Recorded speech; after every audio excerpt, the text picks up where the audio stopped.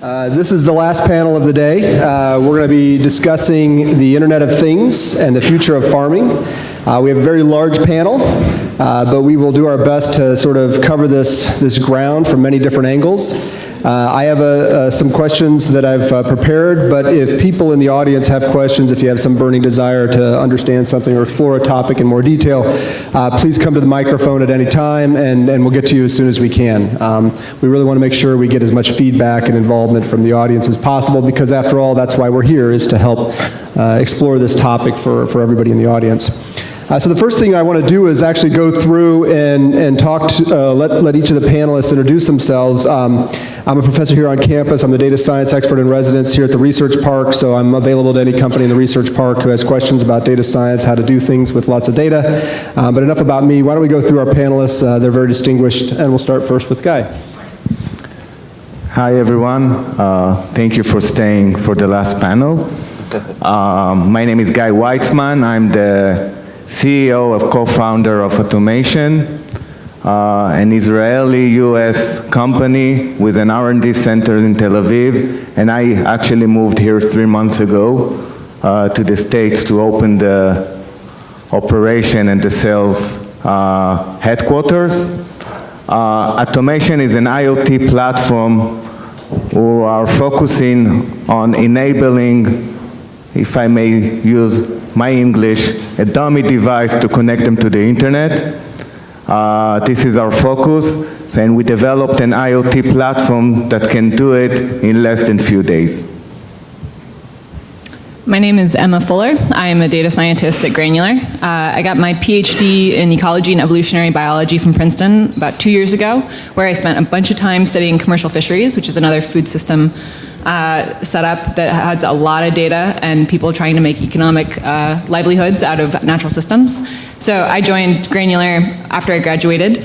Granular, we've heard a couple of times, probably don't need to go through it, but we have a number of software lines, including Encirca, our Acre Value, and our farm management software. My role right now at Granular, while I spent a bunch of time on the Acre Value platform, sewing together big data sets, building the valuation models that you see when you go and look at how much farmland is worth, I now work on the farm management software side of things. So sewing together those really rich sets of data and trying to really, instead of just build fancy models, really deliver tools that are useful for growers. And I think that's it. Great. Good afternoon. My name is Stella Salvo. I am representing Monsanto Company today. I am coming from Monsanto, helping support a global team that works on precision and analytics that supports the breeding organization in particular. We have teams of data scientists that develop models and that look at our operational efficiencies and our genetic gain models, for example, to make sure that we're developing those products in the most efficient way possible.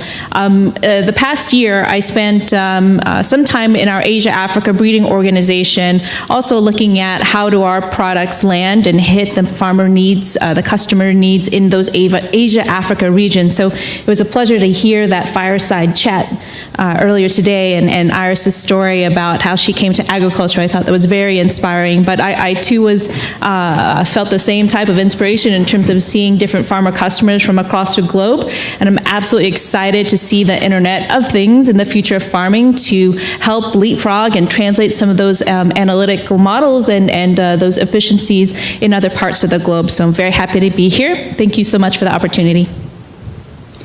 Hi, I'm Tim Killhorn. I'm the co-founder and CTO of Agrible. We're a predictive analytics startup based here in the Research Park.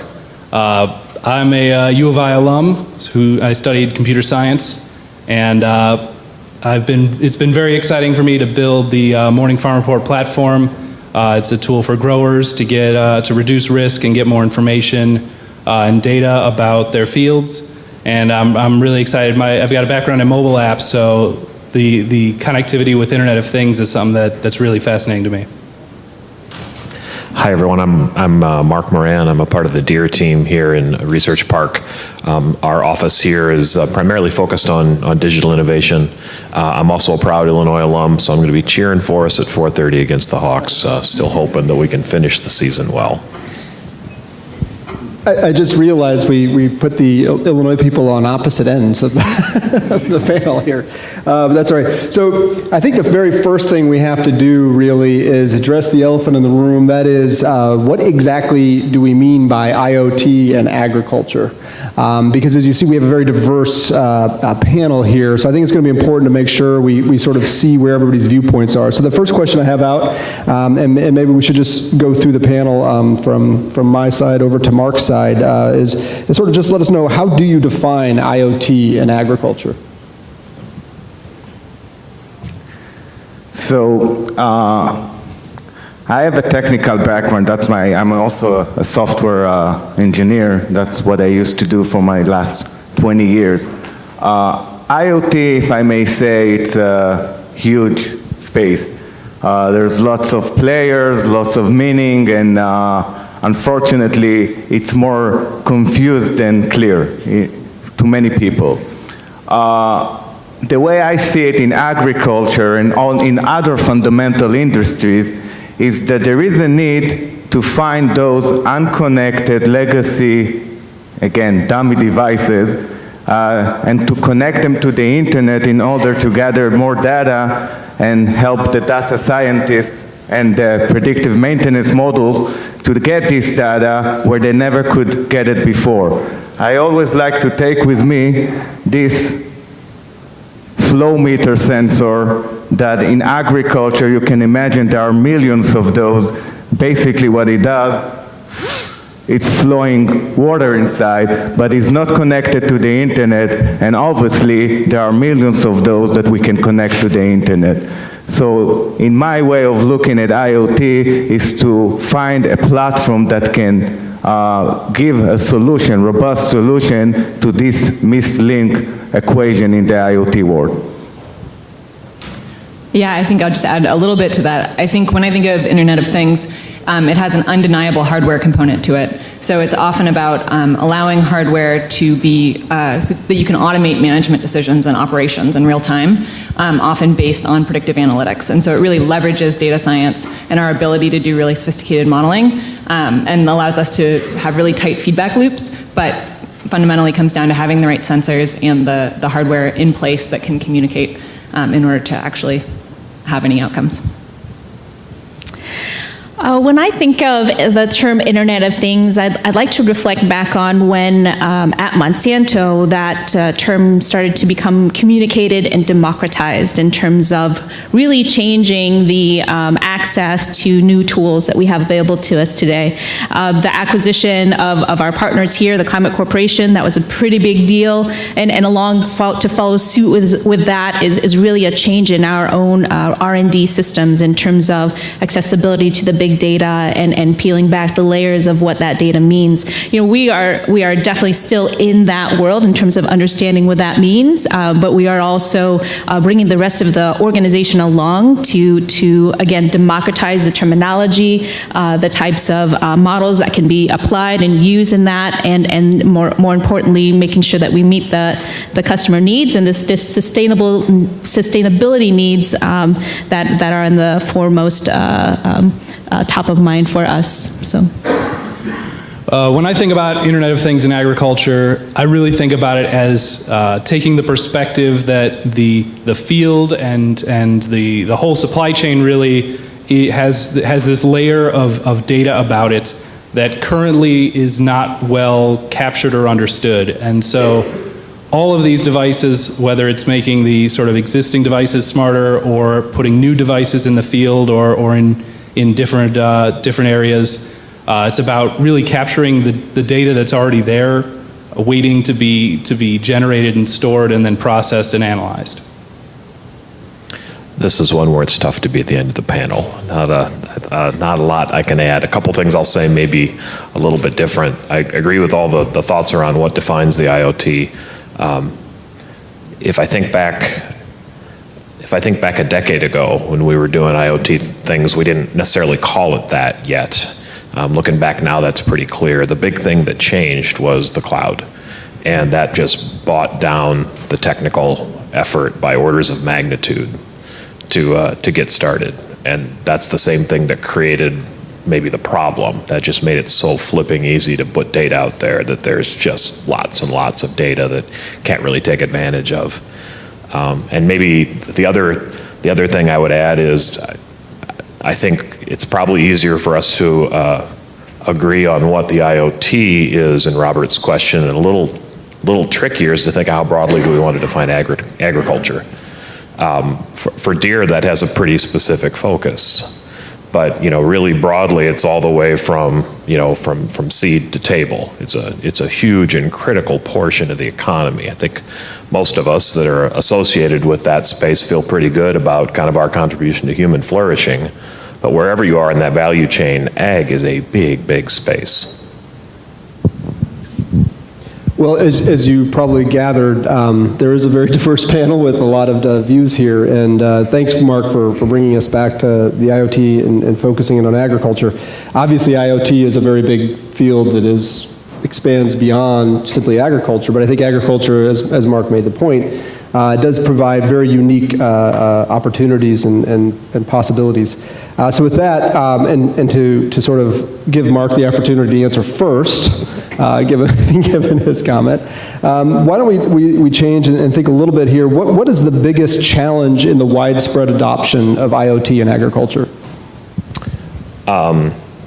Yeah, thanks for letting me go first this time. I think the biggest challenge, either you can already sense it or Moore's law is going to make it cost effective to sense it pretty soon, right? So it's not, can I detect something? Heterogeneous complex networks make it really easy to ship that data off. The cloud makes it easy to store. The challenge is taking those piles and piles of data and moving that up into something really actionable. I think for us the biggest IoT problem we have might be a user experience problem, and it's really taking those. In the case of a combine, 100 plus sensors and a dozen or so processors and a couple of miles of wiring, and doing something better than dumping that all into 5 or 6 screens and expecting the operator to deal with all of that. Really getting it down to actionable insights and making it really value creating. Well, if the problem is that user experience, do we see in the near future the user being taken out? So I guess in the case, if I were a farmer and my success for the year was defined by a couple of weeks in the spring and a couple of weeks in the fall, there's no way you would get me away from where that was happening. So no, I don't think the user necessarily wants to leave. I think we also heard from the growers this morning, most of them, I think 3 of the panelists used a phrase something like, I got to come back to the business once they got further along. So most people are in the business because they love it. So I don't think getting them out of there is the most important thing we can do. I do think helping them make higher value decisions, helping them recognize. One of the growers this morning used the phrase hellbox to describe the cab. We'll work on that. We'll keep making them better, I promise. But how do we make that feel more and more like an office and a command center where they're making high value decisions based on real-time data, not just about what's happening in their field operations, but what's happening in markets and all kinds of other important places. So no, we don't need to get them out of there, and they don't want to get out of there. I'd say what I kind of see as the biggest challenge is sort of the ability for the growers to say, like if a grower said, I want to use IoT to change my farming operation, I think that has a lot of answers at the moment and not a lot of clarity. And I think that's part of being in kind of a fast-moving industry, part of being in a space where the technology is evolving and growing and becoming more durable, more reliable, and just faster. But I think that's really where a lot of the challenges are going to lie in the near future. I recognize just probably 10 minutes ago that I'm the token plant breeder on the panels today. So my response is going to come from the genetics aspect of the types of products that we deliver at Monsanto. And for me, I see, for us, currently the challenges is still an underlining question in terms of the breeder's equation or our response to selection with regards to genetics is we are trying still to get much better at understanding the genetic by environment and perhaps even by trait interactions. And it's a challenge, it's a great challenge, it's an awesome challenge for perhaps somebody in population genetics, for example, but it's also a huge opportunity today in terms of the kind of layers of data that we have available to us. And so we, along with the community here and the data accessibility that's available, the error or the variation around the environment, that kind of data, having that in real time is a huge opportunity for us to dissect those interaction layers that are going to be so much more important as we enter into the era of climate change and such. So that it's a challenge and yet still an opportunity. Yeah, I think I would say something similar to a number of you guys, which is that I think fundamentally it's interconnectedness. Hearing the growers say again and again, I want my data to flow cleanly and easily. If you have sensors and you have the data that we're all collecting and it doesn't talk to each other, you can't get insights. And so having a system that you can very cleanly get your aerial imagery, get your soil moisture, put it all together to make an actionable decision, that's the biggest challenge. Because I think, like you said, we're collecting the data is there, it's really exciting. We're still in the stage that it's when the data talks to each other that things get really, really hot. So I think until we see that, and then the other part, and I would just echo this again, is the return on investment. Again, hearing this from growers, we hear it from our customers all the time. You have one shot at yield often, unless you're double cropping, 2 shots, and that's your season. And so being able to figure out how you can demonstrate return on investment for growers on the ground every season. Again, we'll collect this data, but unless there's business outcomes for them, it's tough to make a business decision to invest in it. Yeah, so from the data level, I agree with you. It's what are you doing with the data, the decision maker, the predictive analysis, and this kind of analysis and insight that needs a lot of new data points of data that you're collecting and to get some insight of that. But I would say also the way, in my experience also, it's the device level is a challenge in terms of cost. If a farmer uses a soil moisture device and he used to a certain cost, you cannot connect it to the internet and increase the cost or double the price of the cost. So this is also a challenge that we are facing. So we try to find creative solutions where you can even decrease the cost of the current device. So what I hear is there's a lot of data, and we heard in the first part that it's easy to get data, it's easy to store data and put it in the cloud.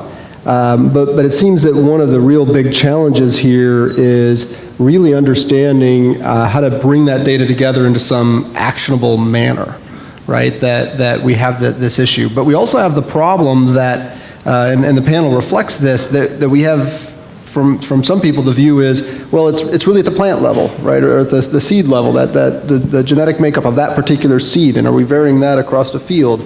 But then we also have the higher level of thinking about, well, what are the properties of the field, in terms of soil and soil makeup and all of that.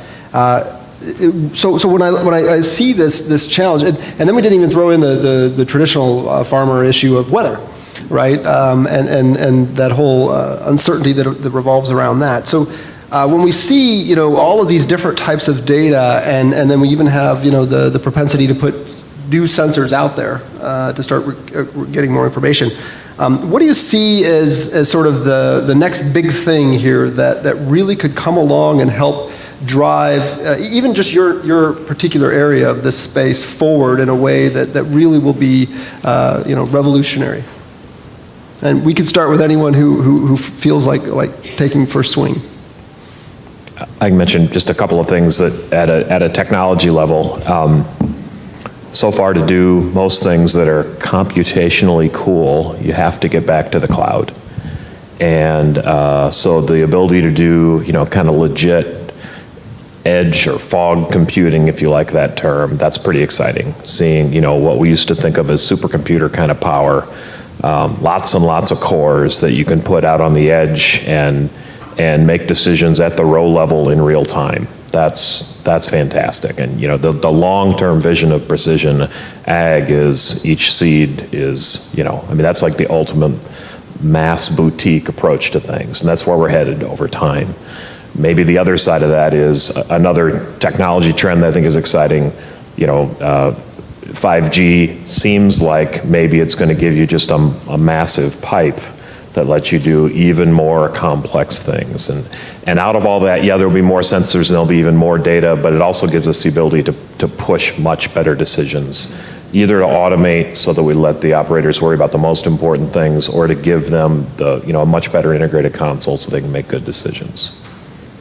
Yeah, I totally, I also think that the edge computing is the next thing. And I would also say that not only the edge computing itself, because as you know, the challenge is also to do the analytics and the edge computing calculation on a very tiny chip or with, microprocessor, because as I said at the beginning, it's also important to keep the cost really down. And I think also the next thing that the way I vision the next thing of IoT is the communication from the chip to the cloud and vice versa, from the cloud directly to the chip. So that's how you can automate also and make some other decision making. I'm going to take a different stab at precision ag from the perspective of, again, the genetics. For me, what I spend perhaps more time than my panel cohort here is thinking about the opportunities for gene editing and the opportunities for the new information we have in the genomics sector. We've been talking a lot about the cost of genotyping and the cost of sequencing going down at a tremendous rate, and we are gearing up for being able to read what does that sequence information really tell us? What can we start to think about in terms of understanding the genes that are at play in concert to reflect towards that underlying yield that we're all really after. And so it really kind of goes back to the plant physiology and getting much better at understanding that, especially in these different environments. And I really think that that's the innovation trigger that spurs my mind much more these days. So, yeah. So the first word that came to mind for me was automation as the next big trend, but not necessarily in the way that people normally think about it. What I was thinking of is more automation of communication, and the idea that if the field knows when it's running out of nitrogen and needs to order a fertilizer application, the ability for the IoT devices to enable those things to happen, I think is really exciting to me, and I see that as really changing, being a game changer in that area. I think two different things than my cohort mates have mentioned. I think remote sensing, increasing our ability to drive insights from satellite data and aerial imagery. One of the hard things about having physical sensors is that you have to place them at really fine scale grids, but if you can start to get insights meter by meter from imagery, you have no hardware on the ground. So I think that's really exciting, and especially taking it outside of the North American context where we have a really nice set of weather stations and government infrastructure to help us monitor, where you don't have institutional infrastructure like that, so that you can still work with coffee growers and verify or help improve agronomic outputs in places where communication is tough. So I think that's really exciting sort of internationally. The other thing I think is going back to supply chains and getting data to flow more easily. I think one thing I took away from the grower panel earlier today was no one was excited about the word sustainability, but everyone was excited about legacy and making sure that their farm was there to pass off. What I heard from the investors was everyone was excited about sustainability, right? And all the consumers were super excited about it. And so having data that flows cleanly from the farm, that even if the farmer is not focused on that they can receive premiums and they can be rewarded for the practices they're already doing and tell the stories, like was mentioned in our previous panel. I think that's also going to be revolutionary in terms of allowing there to be a much tighter integration between what consumers want and will pay for and what farmers get rewarded for doing, which I think is really exciting. If I could build on that a little bit, Yeah, I think go that's a great ahead. point about supply chain. I think, these are outdoor factories, right? And if you think about, in some ways, the precision ag era is kind of the ag's take on lean, right? And if you think about how that revolution played out in manufacturing, at some point we realized, man, it's not the thing that's happening here, it's the whole supply chain that supports it. We definitely feel that same pain. That idea of a very transparent, data-driven, and the chance to create better provenance for the product and that being rewarded in the market, I think is super exciting. I have one more piece to add on this too. Is I think I was at the a plant and animal genome conference in January in San Diego. It's a pretty big international conference, and I was super excited to see some of the giants in the space of plant breeding have sessions where half of the speakers are coming from operational engineering, operations research. And so they're merging the domain of quantitative genetics and engineering operations research in determining new models. And so the reason why I bring this up is I recognize I'm here at the university, and actually Monsanto just started a new innovation lab here, and this space and what I've heard today in terms of all the different ideas, the ecosystem that the university is striving to build, that for me is extremely exciting, because we get very much entrenched with what we do at Monsanto and all the things that we see as our North Star. It's absolutely important to get injected with other ideas from other places. So I'm very excited about this space here. Thanks. So go ahead, Greg. Just another point about the supply chain and the logistic. Lots of investment and research is done on the seed level, or I would say in the agronomist space, but in the end of the day, this product needs to get to the farmer at least the same quality as he left the building, right? So I think lots of IoT application can be done easily to track and monitor the whole process from the beginning up to the end user. So that was a great response from the panel. We had a lot of back and forth there as well. It's too bad we should have had this panel before the entrepreneurial one, because I'd say I sense coming out of this, if you can build sensors that can detect lots of things, and they have edge computing, and they can talk 5G to the cloud, and they can order from Amazon automatically, you've got yourself a product, right? So with that overhyped sales pitch, let's sort of flip this on its ear and think about IoT in general, has been promised to do just about anything to just about anyone, right? And while we're focusing here on agriculture, I think some of the same concerns apply. So why don't we think about here, what do you consider to be the most overhyped aspect of IoT, in particular with agriculture? I mean, we've heard some things today, but even beyond, things you've read in the popular press, what do you see as a potential concern or something that's been oversold? It's not easy. And I see that, and you're talking about flipping it on its head, in that, we at Monsanto being global, and for me, just recently coming from the Asia-Africa region in particular, anything that we develop that goes at scale has to be able to be implemented in our most remote locations in Asia-Africa. And so there's definitely a ton of cool things happening with neural networks and things like this that I couldn't tell you 100% what that means or what that can do. Perhaps Emma can. But again, it has to be translatable. It has to be functional, even with systems or even internet systems that aren't necessarily as live as they are here in Illinois, for example. I think also as IoT is a dynamic technology, I think the security layer is something that we need to make sure. I think there is lots to improve on the security level in terms of cybersecurity and how to protect the data, and I think it's going to be the next challenge. I would say that it's not going to happen overnight. I think that a lot of the IoT hype is really centered around how things are going to be changing so fast, and it's going to come. All these devices are going to come out.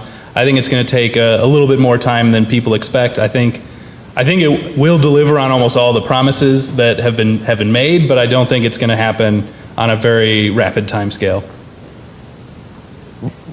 In terms of overhyped concepts, on the data side, I get really nervous as soon as someone starts talking about having used, convolutional neural nets to solve the thing. I'm like, did you try linear regression? Because it's just neural nets have a place, but there's such a trade-off. That is such a hot buzzword right now for all things data. That's, a year ago I would have said drone was the most over-buzzed word in this whole space, and they have a place and they solve real problems, and so do neural nets. But I think this push towards unneeded complexity is a real worry point for me. If you can make it simple, make it simple. I would absolutely second that. I think part of our data science team is that we try to start as simple as possible, and so often when we have candidates who show up and are like, I'm going to do all the neural nets, you're like, I don't know what to tell you. Like, we'll get there if it's useful. If that's what the problem demands, we'll absolutely do that. But often linear regression is right, and often we don't actually have that many replicates. Like you said, there's huge amounts of variability in farming, and those growers that we're talking about inheriting farms from their older generations, there's a huge amount of knowledge built there that's been gathered over generations. And it takes 3 generations maybe to see the full spectrum of variability. And so to think that you're going to show up and be like, well, with 3 years, I can tell you. Like, I don't think so. So I think that's also a real challenge, is that there's lots of problems that just having more in-season data will not solve. So, and I didn't take offense since I actually published with deep neural networks. But that's okay. It's in a different field. So one of the things that I've heard a lot of here is the challenges around data, right? That IoT really is about data, getting the data, moving the data, managing the data, learning from the data. And so I did have this question, do we need standards to improve the adoption of IoT? I think the answer there is yes, but maybe we need to think more deeply about what types of standards and in what areas. So for instance, Guy mentioned cybersecurity, or I just labeled it as data privacy, right? So we have the whole issue of the sensor is perhaps controlling the flow of chemicals onto a field. You certainly don't want somebody sitting somewhere on a couch hacking in and changing that, right, or altering that. You also have the other end of the spectrum, that the data being collected has intrinsic value, right? And so how do you ensure that the access to that data is controlled in a way that is, satisfies any sort of agreements that have been put in place, but it also allows the research that needs to be done, right? So, and that's just one example, right? You have the whole idea of Mark down here with the equipment that's generating lots of information, but we also have the plant geneticist who's going to want to know, well, where was that seed put into the soil? And we have Tim there telling us, where is data coming? So there's a lot of different aspects of data. What do you think maybe the top 1 or top 2 areas that really need to be focused in terms of defining standards and protocols to make this sort of space work and work faster than Tim was cautioning us it may happen? I think one of the hard things is that it's a collective action problem, right? So all of us have a vested interest in having a really clean set of standards, and growers also have this vested interest, but there's not a huge incentive for any one company to go out on a limb and spend a bunch of resources to do this that serves us all, right? It's a competitive marketplace, and that's great. That's how we get great products. It's good to be in competition, but it also means that we're not super excited about spending money for each other's goals. So I guess that challenge, I think, is partly overcome by continued pressure from growers demanding it of us. We really are focused on our growers as our customers and serving them well. And the more that we hear that from growers, that you need to have standards in place to protect my data, that it's confidential, that I own it, that it's my value, the easier it's going to be for us to make business cases that we need to do this and we need to participate in these collaborations. So I can't emphasize that enough as a grower. I know that we ask you guys to do so much of taking on new technology and all of this sort of stuff, and it's one more thing to your list, but I really like hearing that when growers push back. And I think with Granular, we've really focused on our data confidentiality and making it that it's totally private, because we ask to see, we offer you the opportunity to make business decisions and to put everything in there, all of your financials, all your applications of all of your products, right? And that's hugely important and competitive information, and it's absolutely got to be private. Otherwise, you don't get the value of our Granular farm management software, and we can't serve you in the way that we can best. So I think that that hearing that from growers and getting those standards together in a third-party verified way would be a huge benefit. I think what will make it easier for companies and for customers, especially in the AgTech field, is to have a standard connectivity for the IoT. As you know, today, some of them use BLE, LoRa, Zigbee, Wi-Fi, 3G, LTE, but for sure, at this point, this is not the best efficient way of connectivity. So if there was a standard connectivity that can deal with dynamic edge computing data, which in the end of the day, it's not a massive amount of data, that will, especially I think in the AgTech industry, that could be really a great disruptive technology. I'd say rather than maybe jumping to standards, looking at more of creating a set of standard practices and sort of like industry-wide best practices, really, to be able to say, all right, if you have an API to your data, make sure it's well documented, make sure it's secure, make sure that you have a way to, because I think that is a barrier in agriculture, bringing companies, even companies that want to work together, may have trouble because of API incompatibility, because of software incompatibilities and issues there. And I think that the more those barriers can be lowered, then that's gonna enable a whole new range of cooperation. Yeah, if I think about how much effort we put into, and it's a lot, of building interfaces so that we can ship data around, that's like the opposite, right? That's kind of admitting defeat already, and we do a lot, and we try to accommodate that if it's important to our customers. If we have some of you in the room that have small companies, we've built interfaces so you can get your data into Ops Center. That's better than nothing, but only marginally. And it does get hard once we're making money and got a business model that we gotta support. It does get really hard to do. And Robbie, your question's a good one, and I think it's insightful that it's tough to come up with that one or two most important things. Even knowing where to start really is pretty tricky. You know, there's a couple of standards groups out there, but I don't see a lot of growth there anywhere. No one is solving this problem yet. The one thing I'll say on the hopeful side, this is an industry that over the last century has figured out how to make things interoperate. We've agreed on, PTOs and hydraulic couplings, and more recently on electric implements and all kinds of things. And in the physical space, we've figured out, now I think all the gear should be green, no secret, right? But if you must pull your green implements with a red piece of equipment, we figure out how to do that. So there is hope. This is an industry that has pretty good track record of solving the problems that matter to their customers. I got maybe a hopefully interesting story to add to this. I was sitting on a plane next to somebody that was a machine learning expert, and he told me to look up a news article on a product called Eve, I believe, which is in the precision medicine space. And I thought, oh, wow, this is so cool. How lucky of me to sit next to somebody so smart. Let me, have his ear for 2 hours, next 2 hours from Florida to St. Louis, for example. And he told me that one of the biggest things that was so difficult to get to that layer of insights that precision medicine is I see, as we think about precision breeding or precision ag, we tend to look at the other industries that are perhaps further ahead. And the piece that I found interesting in terms of the data that's available for precision medicine was that they're trying to make insights on how an individual was billed. So they're taking that information from an insurance company and how they were billed.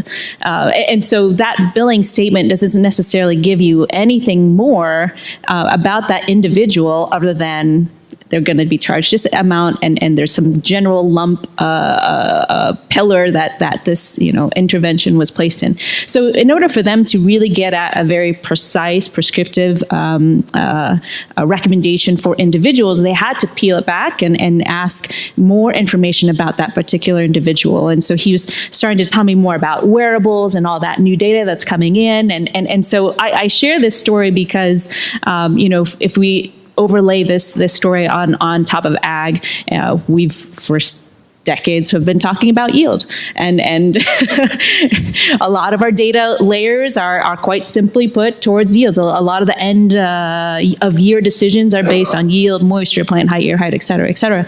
But if we really want to be able to prescribe particularly to every individual environment, for example, I think that the stewardship in terms of standards, but also the layers that we're starting to accumulate now, that they really, it's important to think about now and set those rules so we can do those analytics in a fruitful way.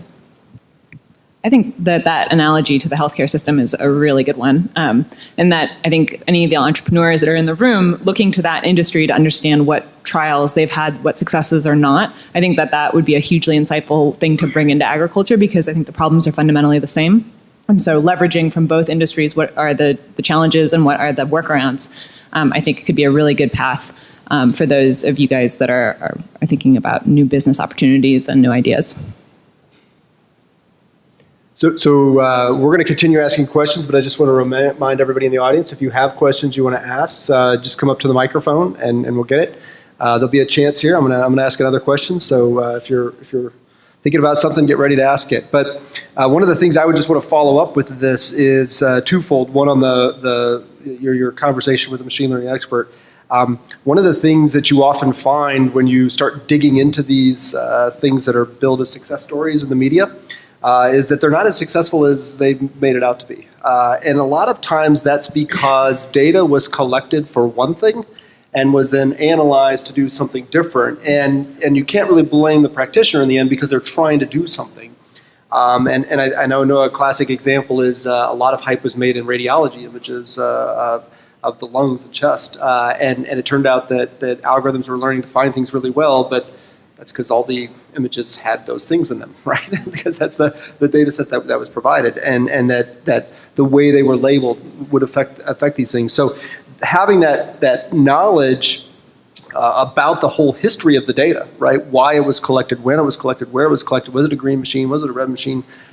Those things can be important, and that all is part of that standards issue that we discussed. And then the other thing I want to say is, if we were 20 some years ago, we'd be having a conversation, and it would be, there's this thing where computers are trying to talk to each other. Maybe we should have some standards, right? And if somebody went back in that time, and I have to say this because, of course, Mosaic here at the University of Illinois, but you have that issue of if people had, allowed the commoditization of the web, which there was some concern at that for a while there that was going to happen, that you'd have to be using a Microsoft browser to be able to view parts of the web, or you'd have to be using a Netscape browser to view parts of the web, then we certainly wouldn't have had all of the innovation, worldwide innovation that we ended up having, right? So there are multiple, if you will, paths to sort of show the benefits, right? And I think that's important for companies to see, and maybe it's a way to emphasize, look, it's kind of hard to say exactly why this is going to benefit us in the long run, but you could see other areas where clearly benefit came, right? So one of the things that I think is under discussed in this space is the fact that this having talent that's coming in and working in this particular area, it's obviously a growing area, but it is not necessarily easy to find people to come in who may know enough about hardware to be able to talk about how you get data off of hardware and communication protocols and all the way up to wow, they know convolutional neural networks, right? So what are some issues that you've seen in terms of hiring and training talent to come into this space to help your company? We're literally a startup. We're a 4 years startup. And I need to see, it was funny to see if one of the people here experience a discussion between a hardware engineer and a software engineer. I mean, it's like speaking two different kind of languages. So from education point of view, that was one of the main challenges, to find the right people who understand that it's no longer hardware and cloud computing. This is a whole space. It's like a marathon. Oh, I'm sorry, like a triathlon when you need to do bicycle, swimming, and run. So this is a full multi-talent engineers. I can tell about myself as a software engineer doing cloud computing and cybersecurity. The first time I've seen a Texas Instrument chip, I got scared. But I understood that in the end of the day, connecting a physical object to the internet, you need to deal with the full solution.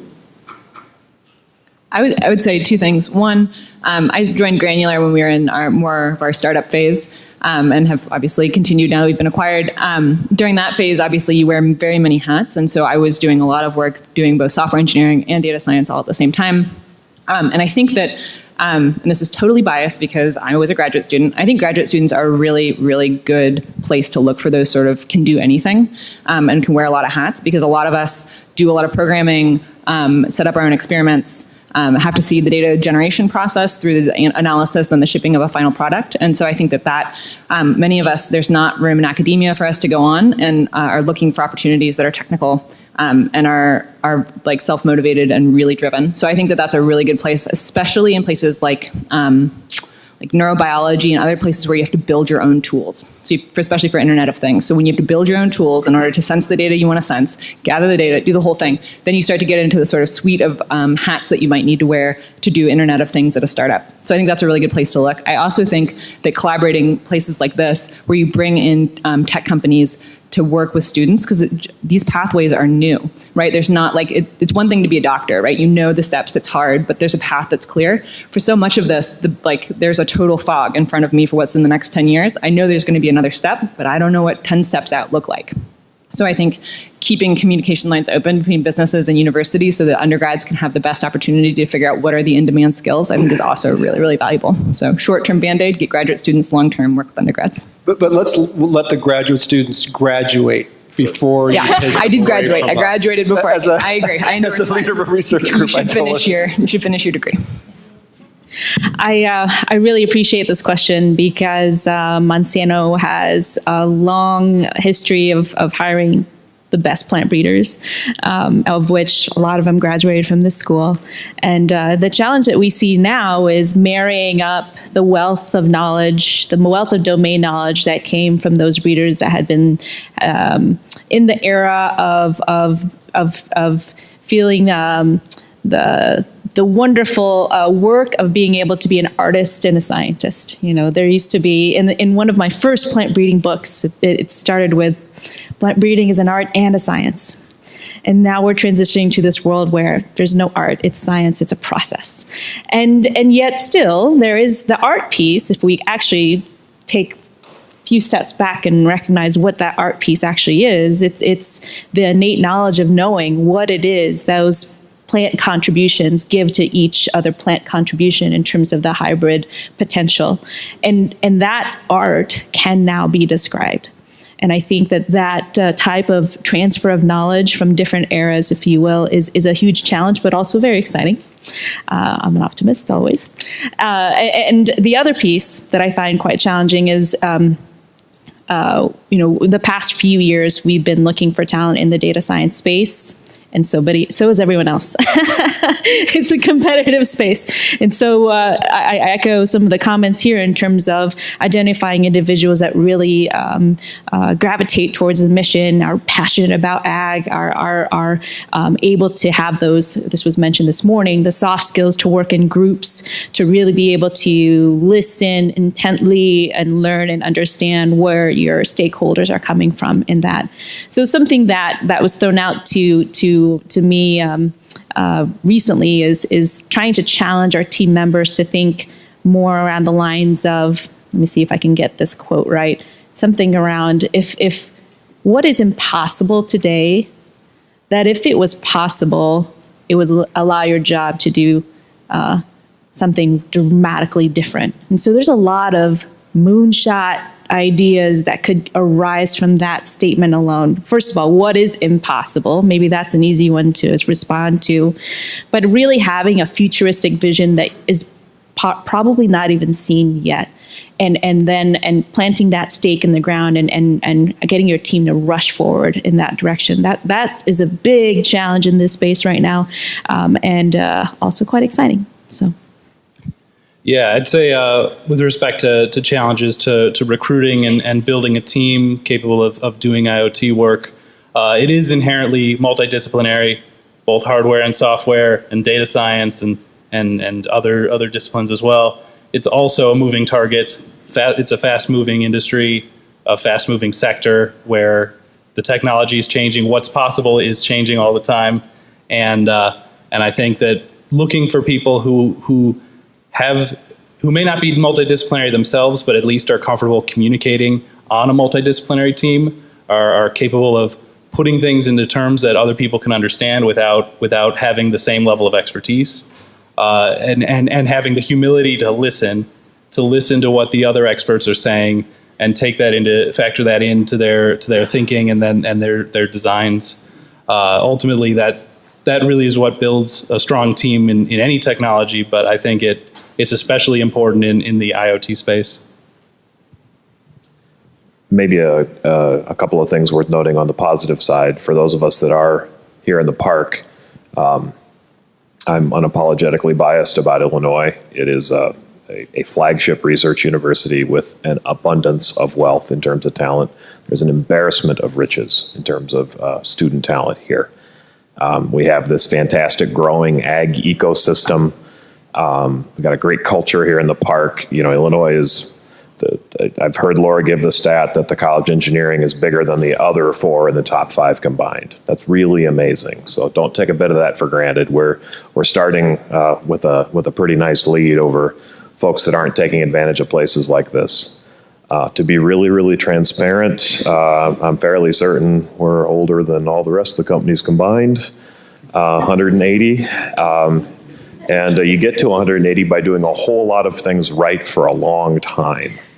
At the same time, it is a struggle to get folks to see how that brand translates. And we get to solve some unbelievably cool problems at massive scale. And, you know, the amount of tech in some of our products is pretty stunning, and we do it really profitably, which is nice.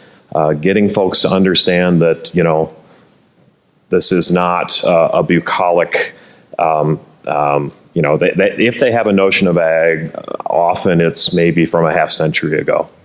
And getting them to understand how high tech it is, that's one of our challenges. Past that, you know, I think getting really good talent is not too hard.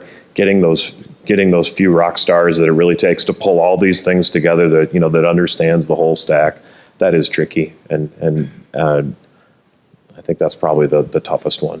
I'd say one disadvantage AgTech has, if you have a smartphone or a computer, you are a user of a lot of software, right? So if you are a software engineer, you're also a user. And so understanding your customer base is a lot easier. It takes places like this where we have people with the technical training and deep ag background that I think make real stars. And that's definitely true with our Champaign office here for Granular. We have some of the most impressive engineers, customer success and product folks who have families that farm, who are using Granular in their farms, right? And those are the real stars.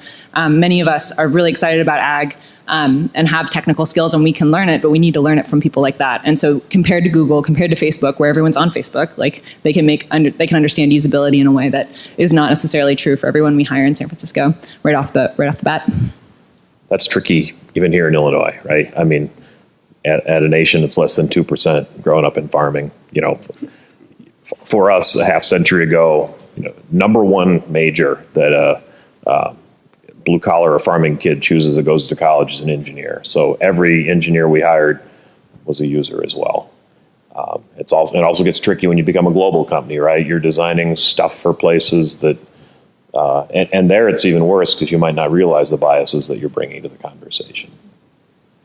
So I'm just going to summarize the answers that I heard, and I'm not biased at all, but it's hire Illinois students, particularly graduate students, because they're awesome, and that you should open here in the research park because then you get access to them even more quickly. So I think that captures what I heard. But I will say this, the point was made, hiring them is hard, right? The university has heard this refrain, so I can tell you that, for instance, the University of Illinois has recently launched a crop sciences and computer science degree, right? And so this is a way to sort of try to bring more talent into this particular pipeline. That we are also looking even more ambitiously than that, and we're looking at a whole series of majors focused around X plus data science. So there may be, a crop science plus data science, genetics plus crop data science, all that. So I think, this conversation in 5 years, it might be a little bit different. And hopefully we're still able to remain nimble and try to fill these things. Because it's not just these voices that are saying this, it's the voices who want to get trained saying, we want to be trained in these as well. So I haven't seen any questions, and I know we're nearing the end of our panel. We do have a question. Great. Yes, just a comment to build on Stella's experience with the medical person next seat to you. I think we need to move beyond best management and even precision into prescription levels of agriculture. Prescription because the plants are the ones that are responding to what's in the soil and what the climate's doing. I'd like to build too on what Mark has said with regard to using this prescription understanding, put it into the right network so that we can at least follow or perhaps parallel what's happening in medicine. I've forgotten this computer's name, but it has all the data up until the last 3 months in NIH publications and abstracts. In agriculture and agri-ecosystems, we're encouraged to get the big data systems out there. So I think we're going to have a lot of information available. We just need to get the right people, perhaps our own USDA and some of NSF, to begin to put these things into proper levels of computational capacity so that farmers can use them, much like the doctors can use this medical, what's this computer's name? It's got a fantastic name. It's the spouse of Eve, I believe, but it has all the information, so if a doctor has a struggle with a patient, he or she can tune in and say, this is what we'd like to do, make sure the prescriptions don't conflict, etc. We're really not there in agriculture. I think if we build on the medical profession, we can learn quite a bit. Thank you. Interesting comment. Thank you. That's a good point. I don't remember the name off, but I know what you're talking about. Yeah. It's also being used now in terms of combating the opioid epidemic. But yeah. Yeah, what you're describing is a lot like what IBM's doing with Watson. I don't know if that's the one. Yeah. Yeah, elevator commercial. Yeah, they've got great commercials for that stuff. Unfortunately, it's only commercials, right? Yeah. And we're done with the overhyped question. Okay. Is there any other questions or comments from the audience?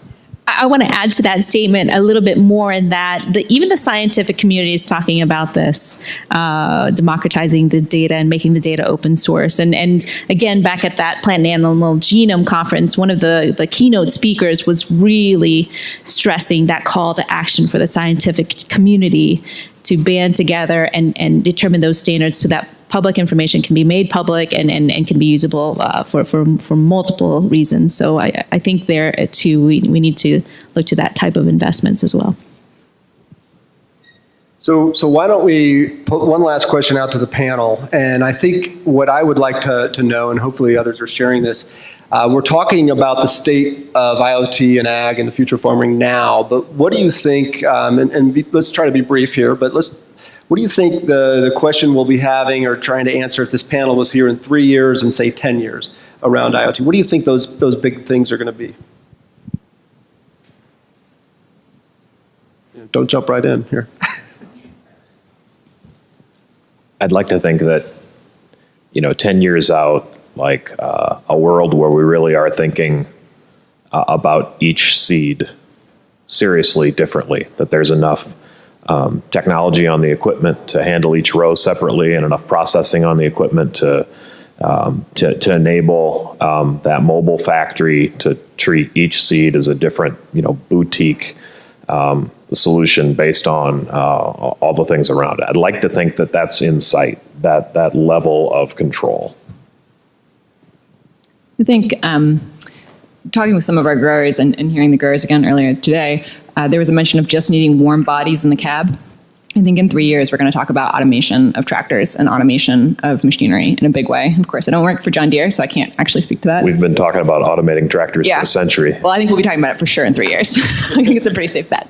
And I think about building systems in 10 years that actually leverages that and makes use of that. And I think that's a really exciting new world where while big machines, I think were mentioned earlier today, are really efficient when you're going through flat, homogeneous places, being able to farm way more efficiently in really heterogeneous places. So places where you have yield sinks, where it's a waste to put inputs in seeds because you'll never get yield out of that. Being able to have finer tools that will automate and allow those sorts of, that type of contouring is really exciting.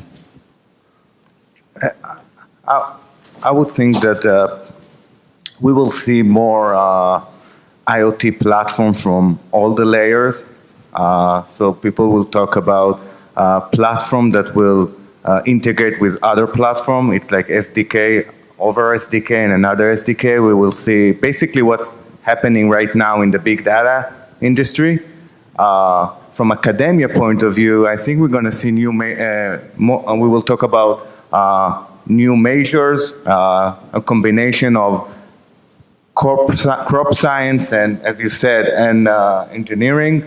Same will go with medical schools and engineering. We will see kind of merging with, in the academia, different kind of measures that will adapt to IoT.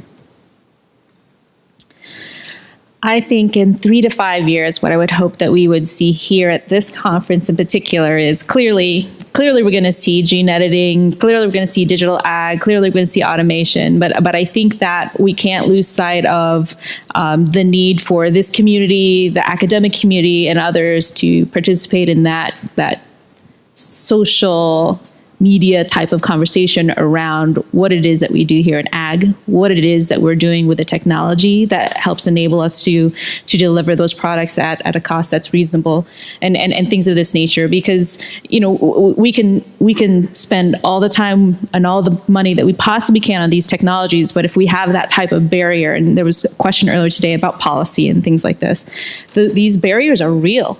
People are really using their pocketbooks to drive where we're going with their food, and I think that we need to take that responsibility seriously and do as much as we can to help share what it is that we do and how we do it, and that perhaps this is something, I'm the representative from Monsanto, so I field a lot of questions in this space quite a bit, and it's a difficult conversation to have, and with practice it gets easier, but the conversation is exactly that. It's a conversation. It's a two-way conversation. It's a listening street of understanding where they're coming from and such, so I encourage all of you to engage in that as well.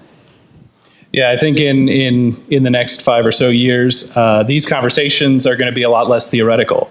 I think it's going to really be a conversation about what we have done with Internet of Things, what it has brought, what we can do with the data. It's going to be a little bit more of a given that we have all of that data accessible.